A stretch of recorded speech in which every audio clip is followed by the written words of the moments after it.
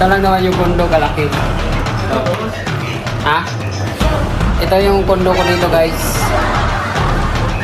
Ito yung kondo ko dito sa Maynila.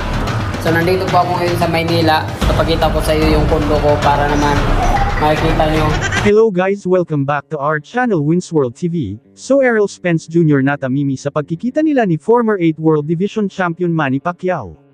Nagkaharap na nga sa pangalawang pagkakataon si Manny Pacquiao at Spence simula nang inanunsyo ang kanilang potential na laban ngayon taon kasalukuyan.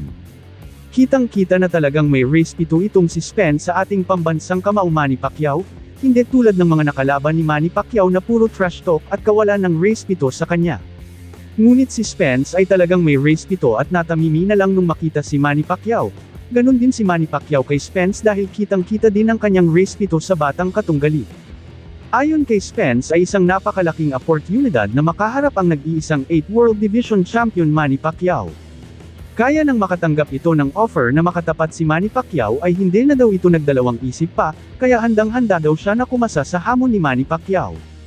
Habang ang pambansang kamao Manny Pacquiao naman ay abala sa kanyang mga hard training para sa paghahanda ng kanyang laban kung matutuloy man ang match-up na ito, dahil hindi daw talaga madali ang makalaban si Errol Spence Jr. sa ibabaw ng boxing ring, lalo na ay batang-bata pa ito, at nasa kalakasan bukod dyan ay talagang napaka-agresibo ito pagdating sa ibabaw ng boxing ring. Si Errol Spence ang tipong huwag mong i-underestimate at ibang-iba siya sa mga ibang boksingero. Kapansin-pansin din ang sinabi ni Errol Spence tungkol kay Manny Pacquiao, ayon sa kanya kitang-kita pa din ang lakas at bilis ni Manny Pacquiao sa ibabaw ng boxing ring, ngunit ganun pa man ay meron na silang game plan at strategy na inihanda para sa ating pambansang kamao Manny Pacquiao. Upang matalo ang game plan at strategy ni Manny Pacquiao sa ibabaw ng boxing ring. Marami ding boxing fans ang humahanga sa ipinakitang race pito ni Errol Spence Jr. sa ating pambansang kamao Manny Pacquiao. Kapansin-pansin dito ang kaibahan pagdating sa tangkad dahil mas mataas itong si Errol Spence sa ating pambansang kamao Manny Pacquiao. Kaya medyo luga si Manny Pacquiao sa batang ito. Ayon naman sa heavyweight legend Mike Tyson ay talagang walang duda na mananalo parent si Manny Pacquiao kay Errol Spence Jr. Dagdag pa ni Mike Tyson ay kakampihan daw niya sa pagkakataong ito si Manny Pacquiao. Kailangan din daw ni Mike Tyson makita months na matatalo ng ibang boksingero si pambansang kamao Manny Pacquiao, kapag nangyari daw ay tatalpak na siya sa makakalaban Manny Pacquiao sa mga susunod niyang mga laban. Dumako naman tayo sa iba pang mga balita. Former 3 World Division Champion Cuadro Alas Angas ng Pinas John Riel Casimero may bago ng kondo sa Manila.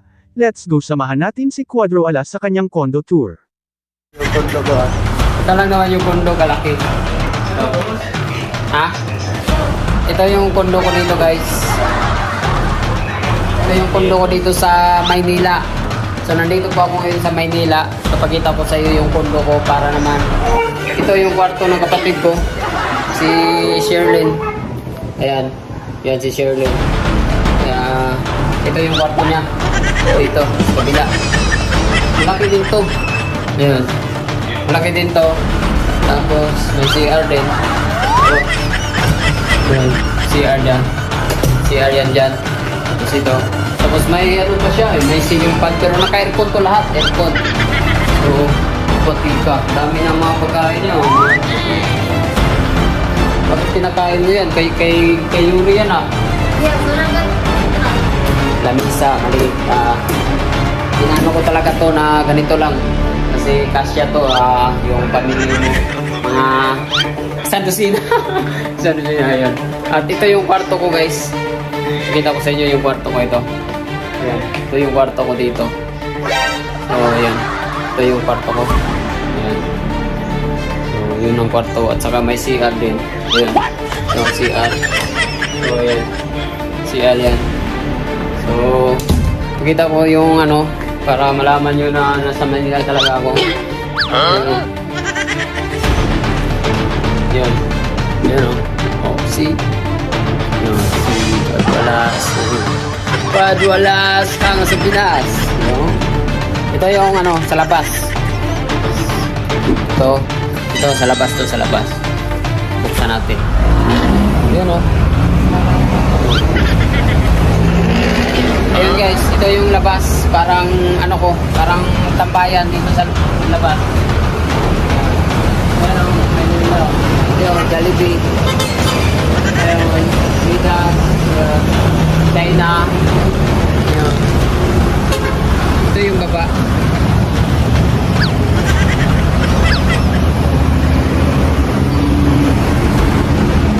Yan, nakikita nyo. Nakikita nyo guys. So, ayan. Ito yung labas ng kondo ko guys. Papaano ko lang sa inyo yung kondo ko. Hindi naman kasi, hindi masyadong malaki yan, pero ano lang naman, pag nasa Maynila ako, ito lang yung, dito ako magtatambay. Ito yung bedroom ko. Yung may TV din ako. So ito yung CR. Kita ko sa inyo yung CR. Ito yung CR. Ayun.